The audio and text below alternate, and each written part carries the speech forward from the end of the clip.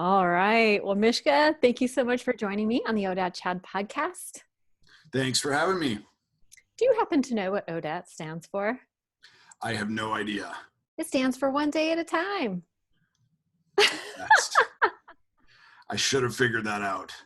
It's so funny. When I named the podcast, I just assumed everybody in the recovery community knew what ODAT was. I have been mistaken. The I've made mistakes like that too by just sort of assuming that people know stuff. Yeah. And people make assumptions about me. My friends are all music nerds, and so we all assume that the other one, the Misfits. And I'm like, I never listen to Misfits. And it's like, everybody's got their. Not know. Well, listen, we are here to educate, so there you have it. I already learned something. I know. There you go. Well, listen, I am super excited to talk to you. I know I say that all the time, but I truly am, because you offer such a unique perspective to what I'm usually accustomed to talking about. Like, you're able to get sober without doing any kind of program, rehab, or 12-step, anything. So, listen, it happens. I'm totally fascinated by that. And so I kind of want to dig into that. But listen, you are so prolific, an author, a musician. I mean, you have 6 best-selling Kindle singles. That is amazing. Congratulations. Thank you. I was on a real hot streak for a while there, just bam, bam, bam, one after another, and you probably know this too, that like when you live a life where you're not doing anything or making anything for a long time, and then you remove the primary obstacle, which for me was alcohol, then a lot of times it comes out very quickly under tremendous pressure, Wow. It was like you were backed up and all your creativity just needed to come out. Yeah. What's ironic too is that when my editor approached me about writing for Amazon in the first place, he was like, "Oh, you should do this new thing," and I was like, "Well, I'm sober now, so I'm all out of stories." And my life is over. Like, I have nothing to say. He was like, "You don't have one more story," and turns out I had a couple. So yes, you did. Well, we'll have to dig into some of that. I've been enjoying your Audible. What do we call? Is it a book and it's on Audible, or? It's an Audible original, meaning it's it's an audio book that was created exclusively for Audible, partnering with them. That's so cool. Yeah, my editor at Amazon, and really my mentor as a writer, moved over to Audible, and then he was like, "Why don't you do this book over here in this format?" Yeah. And I've done audiobooks for all my stuff. I did it for my full-length memoir. I did it for all my Kindle singles. And I've gotten really good feedback from people about like having my damaged voice in their ear. And I feel like reading text sometimes can be impersonal. And I wanted it to be like you're on a long car ride with a friend. And, the friend is just like, "Listen, this is why you need to quit drinking. All right? Listen to me." I wanted that sensation of having my voice in your ear. Well, I think that was the first thing I said to you. I was like, I feel like we've been hanging out because I've been listening to you talk to me for a while. I feel like we're friends already. Yeah, really good. So we'll and it's free for the month of May. Is that right? Yeah. One of the things I talk about in the book, and one of the things I talked about, to Audible when we were getting this project rolling, is that I really hate that addiction and recovery is such a multi-million-dollar industry now, and it seems to be in bad faith to me that people are sort of profiting off of other folks' pain and misery and suffering. So I honestly, I was really conflicted about about doing this project, and then they said, well, let's put it up for a month for free. And I was like, yes, that's absolutely the way to do it. So I'm trying to talk to everybody who I can right now and just get the word out so that it's, it's not, listen, it's not a silver bullet. And I do think one of the things that we need in recovery is a lot of different voices from a lot of different viewpoints, because Agreed. obviously what I say isn't going to resonate with everybody. And one of the things that I'm trying to do is fill in the gaps where AA or 12-step programs they don't speak to everybody. They don't work for everybody. They don't serve everybody. It's So true. hopefully Yeah. I'm sort of filling in some of those gaps too, Mhm.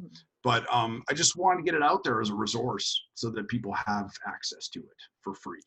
Absolutely. Well, thank you so much for putting that out. I will leave links to it in the show notes. So we'll definitely, I'll post it on my Facebook page and all that stuff. So we'll do our part to get that out. That's super cool. Thank you for doing that.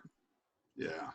So typically what I do is I'll spend the first half of the conversation sort of learning a little bit about your backstory. I'm always fascinated about people's childhoods, because I feel like that kind of sets the stage. We make a lot of decisions about ourselves, from years 0 to 6, right? And then Yeah. it's almost as if we allow a child to decide who we are and what we should be as adults, which is kind of crazy. But maybe we could start with a little bit about, what your parents did for a living and what your family of origin was like. Yeah. I mean, it's my father was a rocket scientist, which Are you is serious? interesting. How did I miss that? People are like, oh, that's a real thing. I thought that was just, Yeah, a punchline. right. But yeah, my dad was a physicist, an electrical engineer, a rocket scientist. He's a very, very smart, very brainy dude. Um, my mom was a stay-at-home mom, which used to be a thing. The It still is. and she was our primary caregiver, but she was also, she was the second of 17 children, and yeah, so she's been a mom her entire life. She was the first person in her family to get a college degree. She was a photographer for the local newspaper when we were kids. And, an interesting sort of notable thing is that she kept her maiden name, which Oh, at that time, scandalous. yes, in the 70s, and particularly in Canada, both my parents are Canadian. I was born in Canada. I have dual Okay. citizenship. That was a very sort of bold statement. Wow. Um, and I think when I was probably like 5 or 6, I was obsessed with like all sort of medieval Robin Hood stuff, like the medieval Legos, Yeah. and I remember my parents taking me up. They were like going out one night, and they took us to see. There's this guitar player in a wheelchair, and he like sang songs and told jokes. And I told my mom after seeing that show, I said, "Mom, I want to be a wandering minstrel." And She said, that's "Don't tell pretty your close to dad." what I came up being. Yeah, exactly. But my mom's always been super supportive of anything and everything that I wanted to do, and my dad less so. And but yeah, so I don't do a lot of physics or science stuff. My sister got her degree, as an electrical engineer, and I was always the guy who wanted to, I was reading the New Yorker when I was a kid, and You read obsessing the New over. Yorker. Yeah, when I was like 16 or 17, my mom was like, "Well, the best writing in the country comes out of the New Yorker." So she got me a subscription, and I have my subscription to today. Wow. It's that was transformative for me to be exposed at that a young age to, and she was just like, like, "You're an adult. Here's the writing. That's amazing. And so did you always want to be a writer then? Well, I mean, aside from the traveling minstrel. I wanted to be a musician.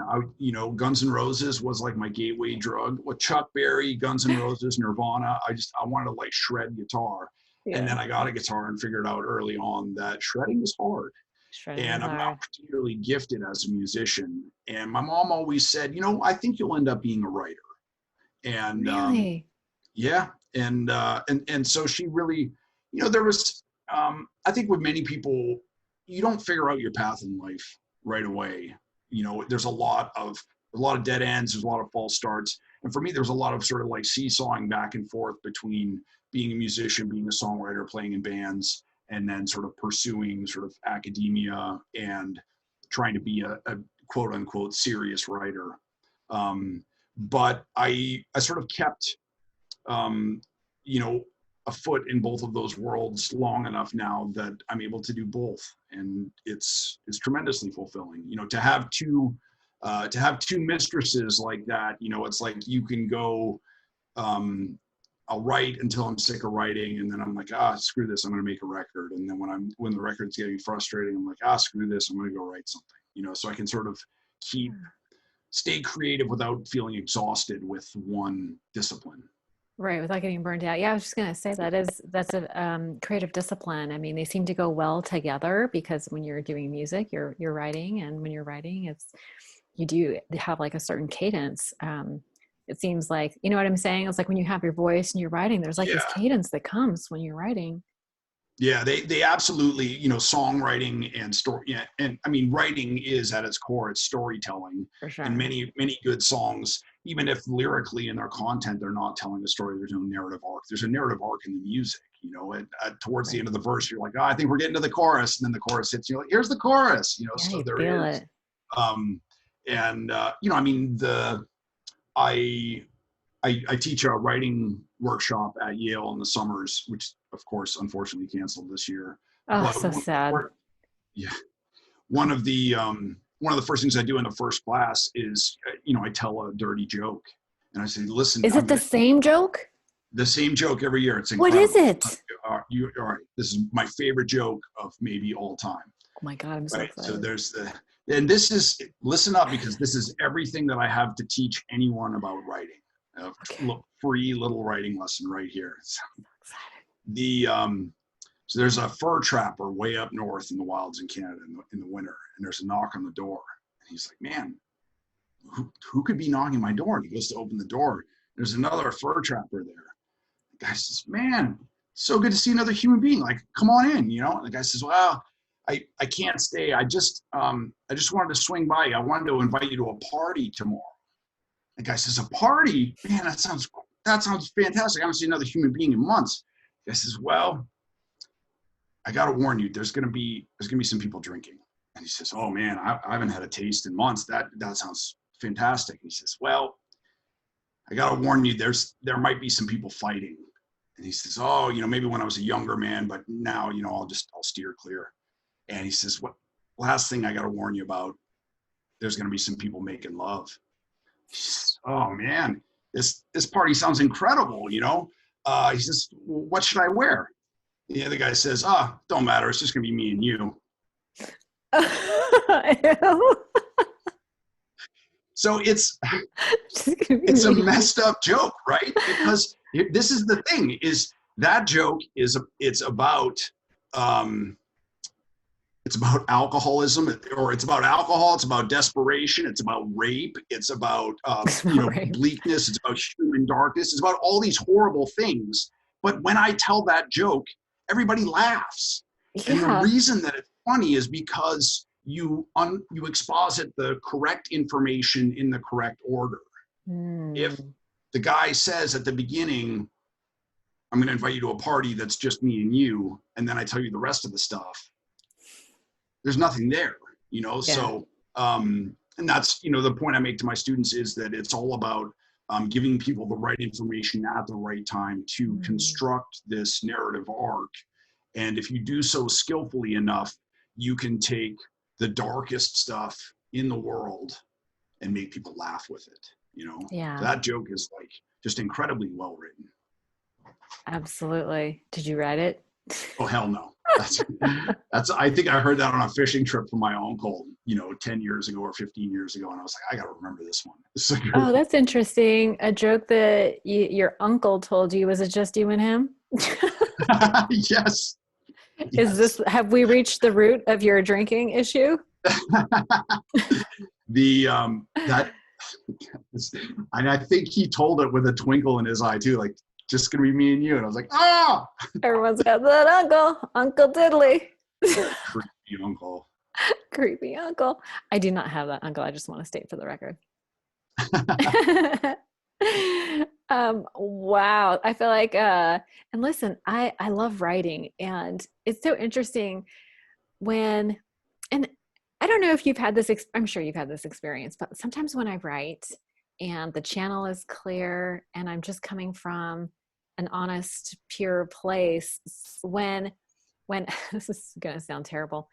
Sometimes when I'm writing, and I'm usually writing about recovery stuff, and so when the tears come, that's when I know it's pure. You know what I mean? Have you Yeah. had that experience when you're writing and you just, like, it brings stuff up for you and you're just like, oh my Oh God. yeah, absolutely. I mean, I was writing fiction, and I was like, there was a story where I was like, oh, I need to kill the dog. The dog needs to die. I was like, I can't. No, I can't do it. I had to like tap out on the story because I was like, I can't.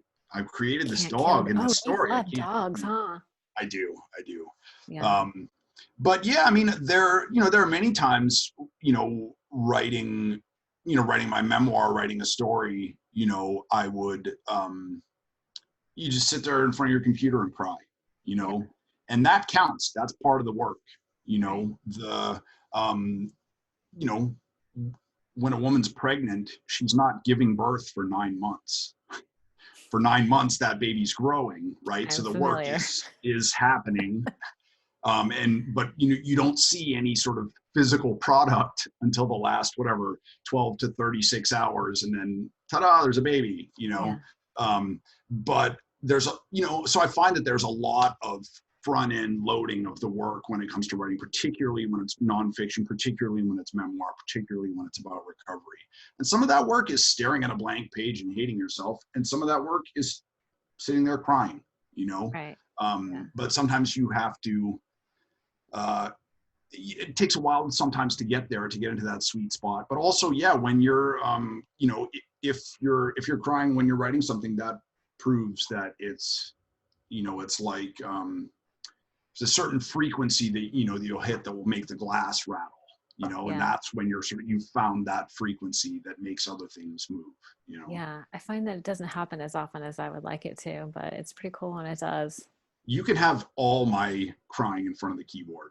I'm sick of it. I've had enough of it. I'm sick of it. I'm getting Well, ready to pitch the next piece, and I was just like, oh man, no, I don't want to talk about this. I don't want to think about this anymore. I don't. you But like, I have processed and I don't need to do it anymore. yeah, exactly. Yeah. So let me take you back just a little bit to, like when did the drinking start? I started drinking seriously when I was probably maybe 13, maybe 12 or 13. Mhm. Um, I was a big kid, so I looked a lot. I looked a lot older, and You were like big as in you were tall? yeah, I'm 6'5" now, and I've probably been this height since I was 15 or 16. Wow. So so I got real big real fast. That's And young to be that tall. yeah, the and that's one of the things, like, with my nephew, he just turned 18, and he's like 6'7", 6'8". He's huge. Wow. Your We have to people are remind big. ourselves that he's young, that he's still Right. a kid. But yeah, I started, we'd moved from Canada to New Mexico to New Hampshire, and I was miserable in New Hampshire. We were all miserable there. We all hated it. And alcohol, just, as soon as I sort of, finally got somebody to get me some, I was like, man, this is it. This is the thing. This is what I'm supposed to do with my life. This is my calling right here. Like, this Yeah. is, I this is, understand. this is medicine. This is magic. This is everything that I need to be. And, and sort of from that first drunk, I think I had like a 6-pack of Bud Tall Boys. And my mom called the cops looking for me because I was like out all night. And and as soon as I'd sort of gotten a taste there, then I was like, yeah, this is it, you know, and I'll do sort of everything and anything that I have to in order to get more. Mhm. Then after my sophomore year of high school, I left early. I went to college when I was 15. You went to college at 15? Yeah, which Ooh, smarty pants.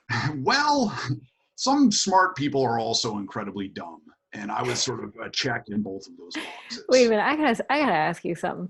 So, I mean, I raised two teenage boys, and one's graduated from high school. And I mean, they don't let you graduate early unless you can like place out, or I mean, what do you got to do to graduate that much earlier?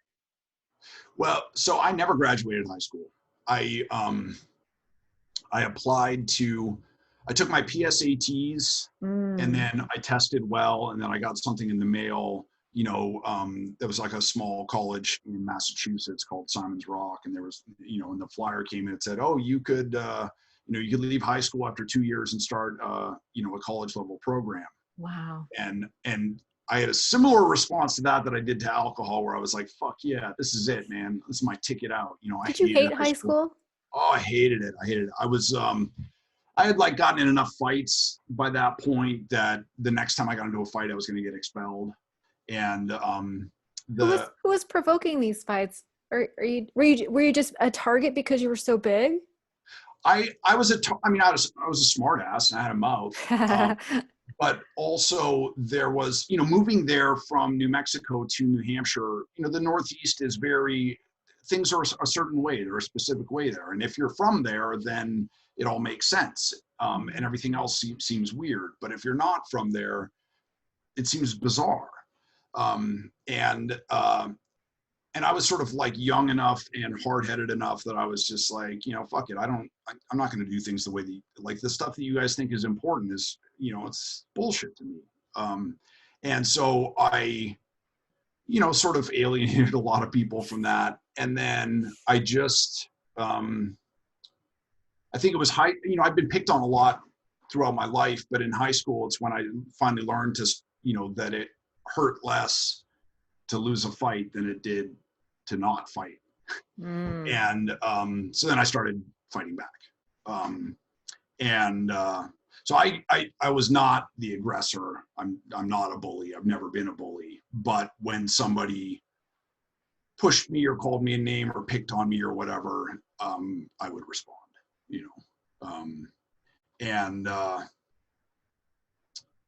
and so yeah, so I left high school when I was 15. I never ended up getting my high school diploma. I went to Simon's Rock for 2 years in Massachusetts, and the first semester I was there was a school shooting. One of my classmates got an assault rifle and shot six people, killed a classmate of ours, killed one of our teachers. And the next day I went home and found out that my parents are getting a divorce.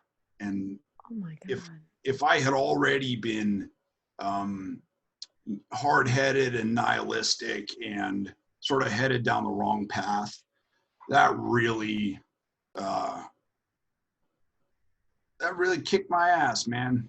You know, Yeah. um, that's a lot to put on a 15-year-old kid. Oh, 15. That's a lot. Were, Yeah, were you at school when that happened? yeah. You know, the kid who got the rifle was on my basketball team, and I Oh my saw him that night, and you know, I ended up testifying in his murder trial when I was God. 16. Oh, he Um, survived it? yeah, he's doing life in prison in Massachusetts. Oh, jeez. Yeah, he's been locked away for Jesus 25 years now. That's a long time. Six Yeah. people, huh? Mm-hmm. Oh my God, that is so sad. I can't imagine what that must have done to you at that young age of just feeling so. Um, and then your parents the following week. Yeah, it Wow. the next day. It was I'm the sorry. It was the next day? yeah, the shooting happened on December 14th, 1992, and then I stayed up all night. My mom came to get me, and then, you know, drove us home. And I found out the next day by reading a letter that I wasn't supposed to, that my Oh parents were getting a divorce. my, And wow. so that was, you know, that was incredibly hard. And and you know, and events like that, to have, you know, sort of a 1-2 punch like that, that shit has a really long tail, you Mm-hmm. know. And I think that you know, I think I've dealt with the shooting, I've dealt with, you know, with the murders, because I went and wrote about it in my book, and because I sort of had, you know, I got in touch. Our friend Galen, who got murdered, I have a relationship now with his father, that, you know, from writing about the shooting and writing about what it was like to live through that. And his father's a writer. His father's an incredible writer. Wow. So that I think helped me process that stuff. I don't know that I'll ever get over my parents' divorce, and I'm okay with that. I think guys get away with a lot of horse shit that they shouldn't. So How do you mean? uh, my you know, my dad came from a very sort of chauvinistic, misogynistic family, and then that was passed down to us kids, not in an overt way, but in a subtle way, so that even my sisters internalized it, my mom internalized it. You know, that Sure. I got treated differently Mhm. than they did when we were kids, and then now even as adults, you know, I get treated differently, um, and we all of us working together have to be sort of like, hey, wait, no, that's not right. You know, it has to be the other way. Um, Mm. How but many of you are there? there's my older sister Tatiana, me, and my younger sister Tashina. Okay, you're the middle child. Yes, and the but you know, in recovery, in therapy, people really put a lot of emphasis on forgiveness. Mm-hmm. Um, and I think forgiveness is incredibly important. And I think um, for you know, somebody said, you know, when you forgive someone, you're not doing it for them, you're doing it for yourself. And Mm-hmm. I didn't really get that until I got to forgiveness, um, but I think it's okay to keep a little bit of anger, resentment in your heart, and remember how it hurt, remember why it hurt, remember how much it hurt. And then when you're talking to your teenage son or one of their friends or random other kids or other people who have been through stuff, then you're able to go right back there and be like, man, 15, huh? Yeah, shit, I remember what that was like. That's a rough Right. ride, you Yeah. know. And also, you know, I mean, I want to remember the ways in which my father let my family down, so that when I catch myself doing the same stuff or similar stuff, I can be like, whoa, hit the brakes, buddy, because you Mm-hmm. know that doesn't fly, and especially doesn't fly when it comes to you. You know, you Right. need Pain is a great teacher. yeah. Yeah. But also, it's a great conduit to connect to people sometimes too. So I get that. I get what you're saying about it's okay to keep some of It's a it. universal language, you know. Yeah, right. Well, it's not like we can be without it, right? I mean, that's Yeah, life is sometimes walking walking through a river of shit. I mean, it's like it's just rough, right? There's a lot of negativity coming at us. So, yeah. okay, so excuse me. So you started drinking young. When do you feel like you got it? Like, did it escalate quickly to the point like we were blacking out and all that stuff early, or? Yeah, I was sort of like throwing up and blacking out and getting into trouble pretty, you know, sort of right away. And and I was like drinking cough syrup and like just doing all kinds of dumb shit. But when I was 17 is when I was on the bus on the way back from we had moved to Colorado at this point. I was going to the University of Colorado, and I was on my way back from the bus, I was on the bus on the way back from classes, and I was mortally hungover, where I was like, my life may end from this hangover, where I was like feeling every cell in my body just in tremendous pain. And then I thought about the half gallon of like plastic jug whiskey that I had in my, in the basement where I lived. And thinking about, and as poisoned as I was in that moment, thinking about alcohol, it I started salivating like a dog.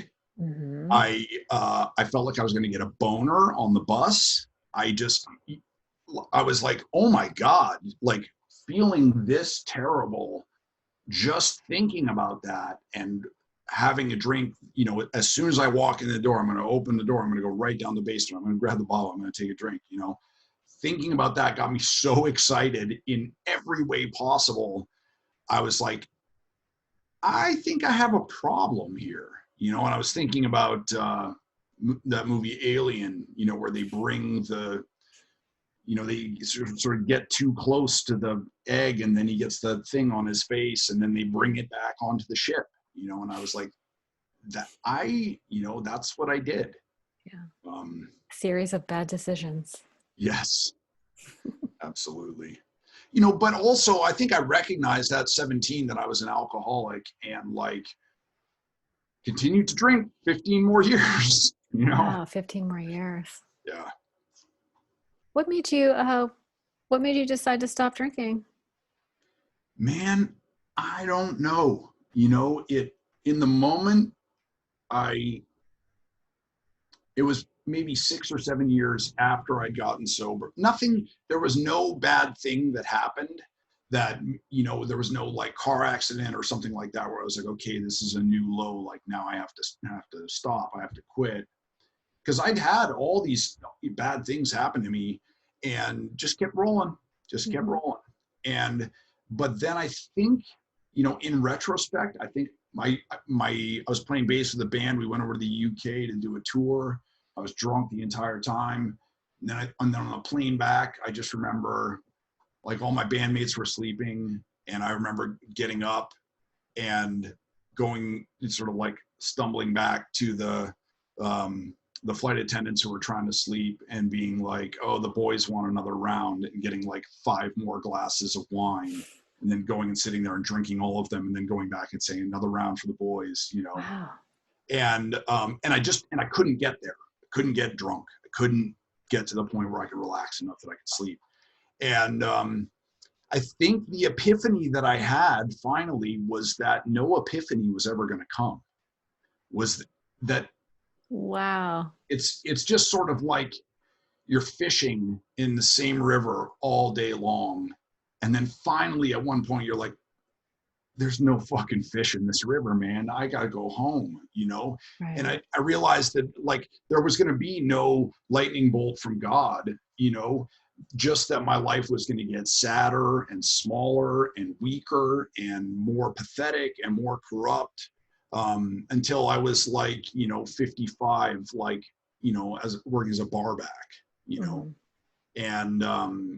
And I was just like, fuck that, man. That's not it's not what I came to. I was living in New York at the time, and I was like, that's not what I came to New York for. And I'm not just going to throw my life away. I have shit to do. I got to do it, you know?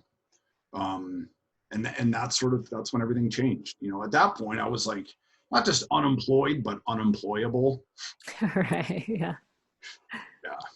Yeah. And so did you just quit cold turkey? Is that how it went down? Yeah. I came back from that tour and, got back to my apartment, slept hard, woke up, and then I was just done, you know. And it was pretty miserable for a couple of days, and then off and on pretty miserable for 3 weeks, and then off and on pretty miserable for 6 months. You know, like there would, I'd have sort of good days or a good part of a day, and then it was like the bottom would just fall out, and I would just be like, fuck this, what's the point? It's just sort of shaking with fury or panic attacks or whatever. Or but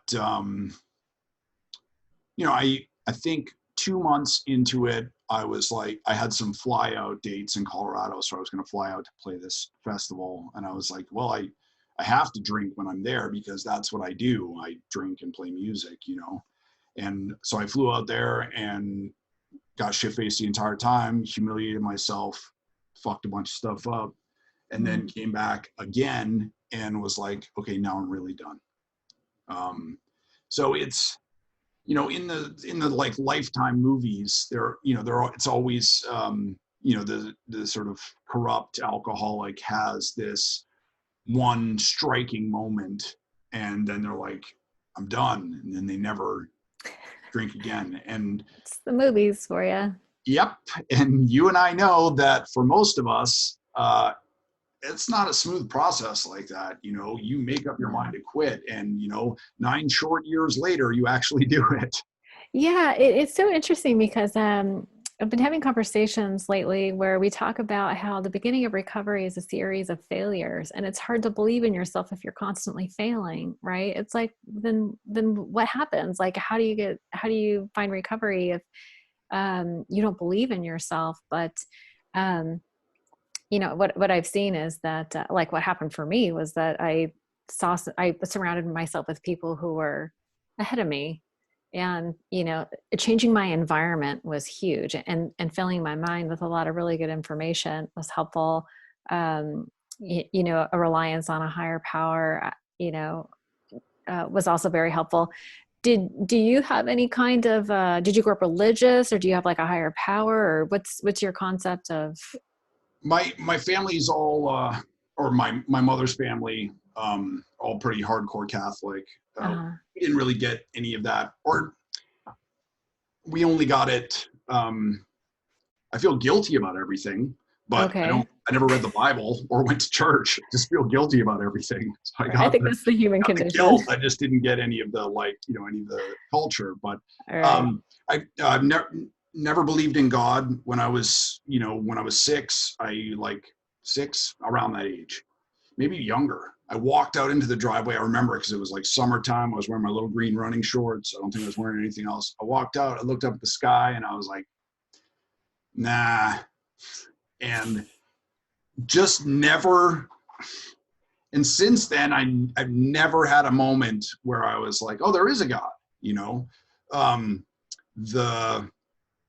Actually, that's not true. I smoked DMT a couple years ago, and having been a lifelong committed atheist, when I smoked DMT, I came out of it and I was like, I guess I have to identify as agnostic now, because that was such a transformative experience that I can't pretend to know that there's no God. Okay. I'll just say that I don't know. Yeah, that's fair. But spirituality is not part of my program. I love this idea of higher power.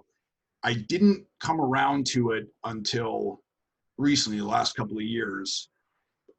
But I really love it, and I was talking to a couple friends of mine who were in the program, and they were like, it doesn't have to be God. It just has to be something that's Not greater you. than you. I was like, man, I can think of a million things, like dogs, Right. like rock and roll, running, my family, even just, sometimes you make eye contact with a stranger or something, and there's like a moment of connection and of just like, oh, you understand each other, Mm-hmm. and all those things are greater than me.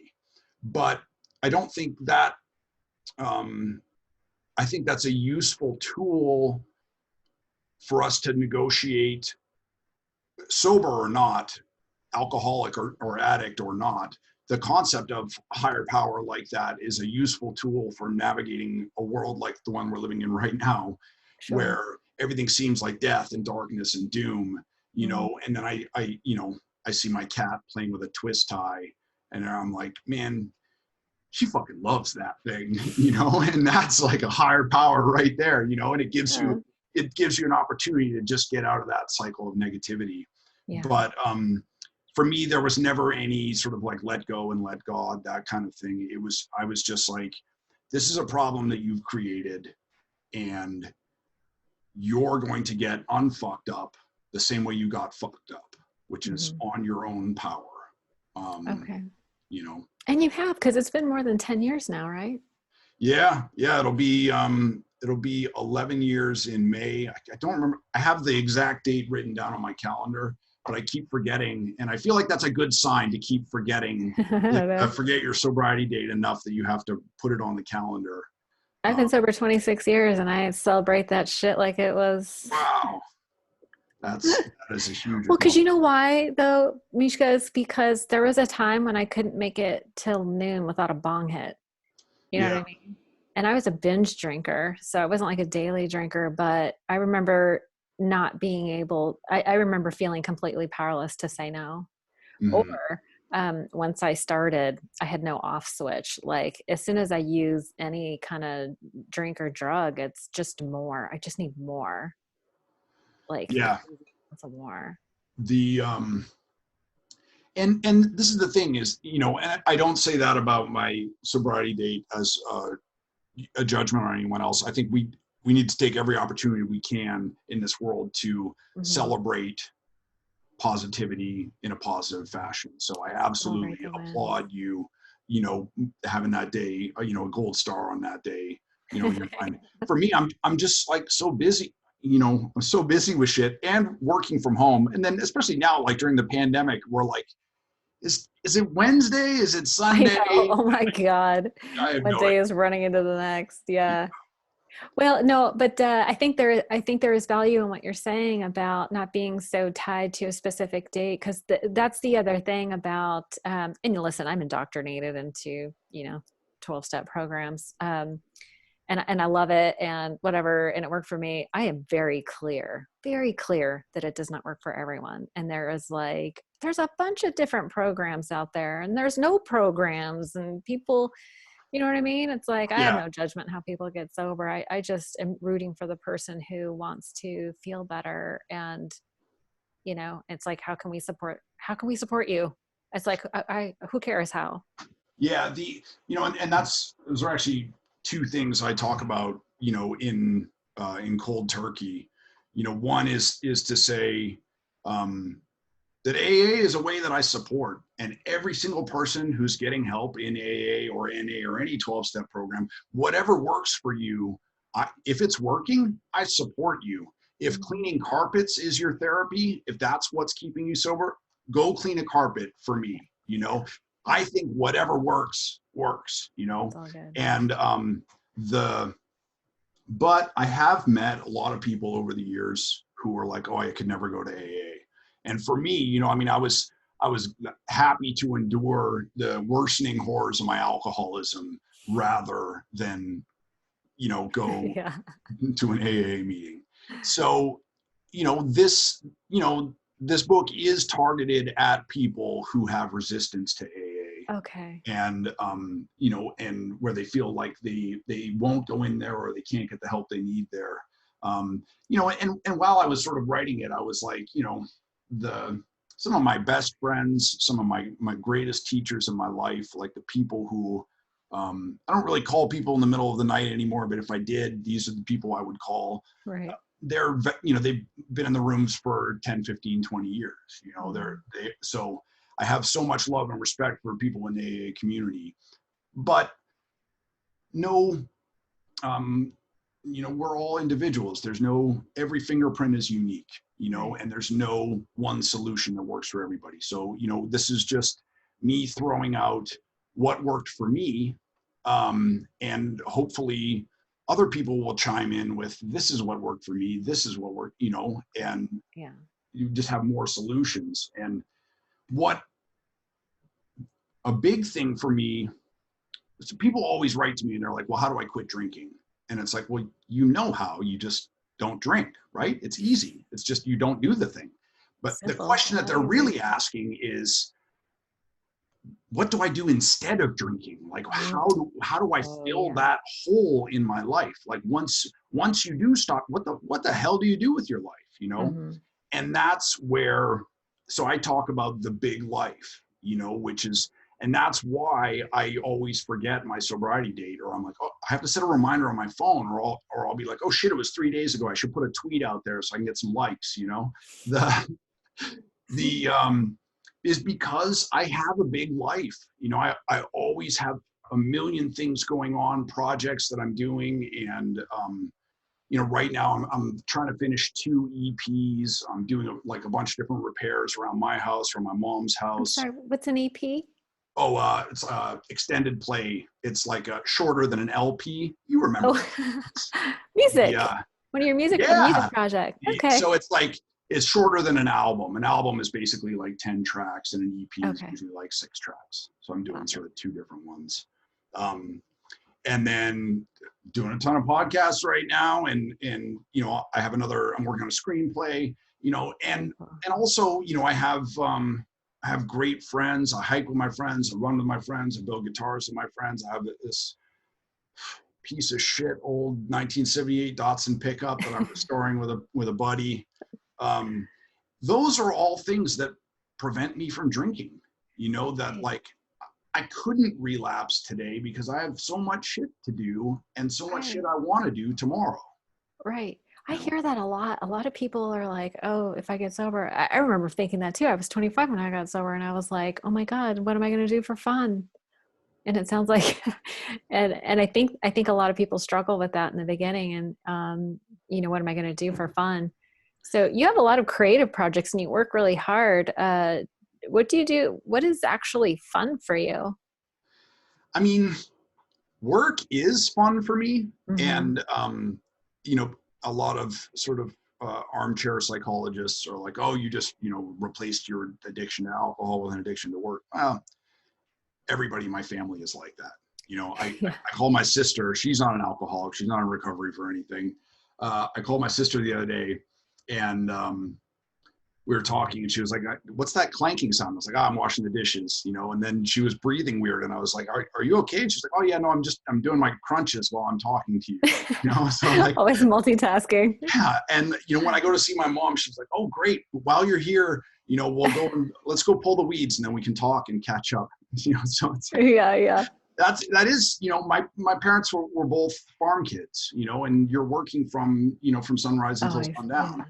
And I like doing stuff, you know. Yeah. But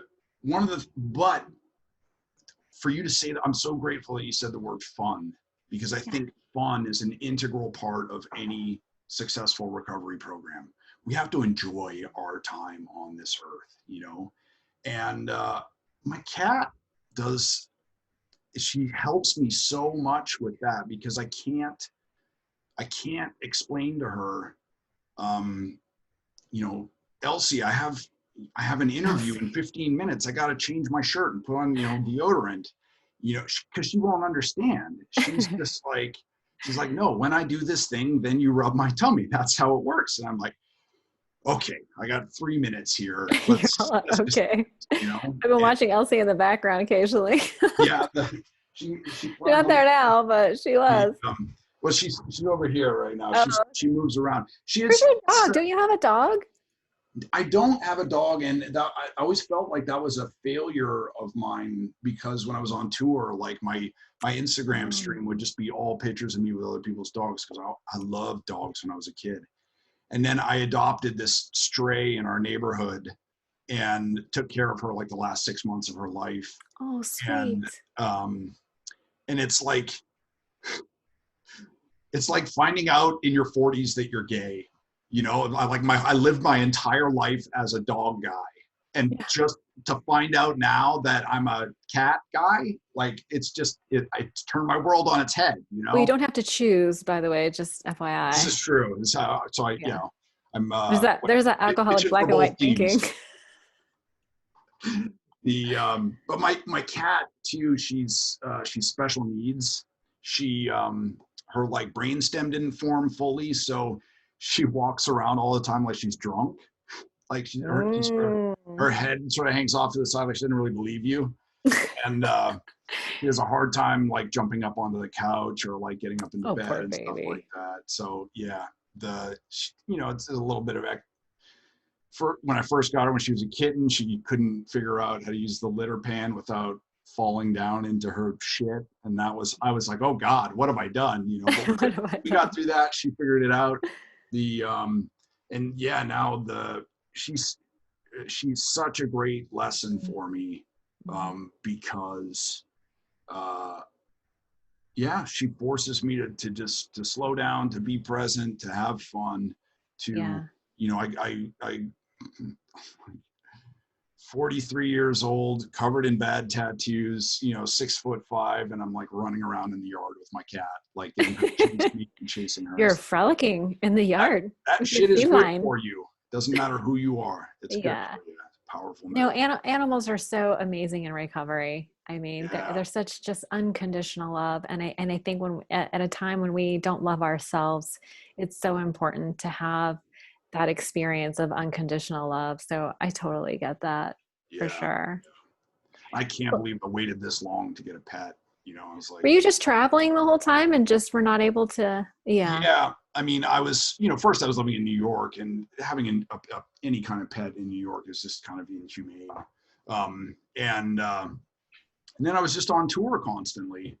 And then, when I fell in love with this stray cat, then that sort of, pried my heart open a little bit. And I was like, well, yeah. maybe I could get a cat, and then when I got Elsie, I was like, fuck it, I'm never touring again. All tours are canceled. All tours are canceled. I just got to stay home with my cat, guys. Sorry. That's right. Sorry, COVID, can't travel. Got to stay here though. It's been the best thing that ever happened to you. She's happy. She's delighted. Every morning Yeah. she does this thing where in the morning where she's got her little cat paws, and then she just will stick out one claw and just poke me like, yo, hey, wake up. That is adorable. Yeah, yeah. So So cute. But listen, gosh, I so enjoyed our conversation. I want to be respectful of your time. I know your buddy is gonna come knocking on your door any minute. yeah, yeah. But listen, you have so many resources. If obviously everyone's gonna have to get cold turkey, right? Because Yes, that'll be Cold Turkey is free with a paid Audible subscription. I have a couple of other free download codes. So if you're not a paid Audible member and you're struggling and you need a code, just drop me a message and amazing. I'll hook you up. That is amazing. Listen, your story is so needed. And thank you for being so willing to talk and be that representative of like, hey, you can struggle with these things and there's a multitude of ways to do this. So find the right, it seems like the message is find the way that works for you. So thank you Absolutely. so much for sharing your story. I feel like I said, I felt like we've been hanging out, we're friends already, but I really enjoyed talking to you. Thank you so much for your story. Awesome. Thanks for having me on. Okay, you have a great day. Say hi to your friends. You too. All right. Take All care. right, bye-bye.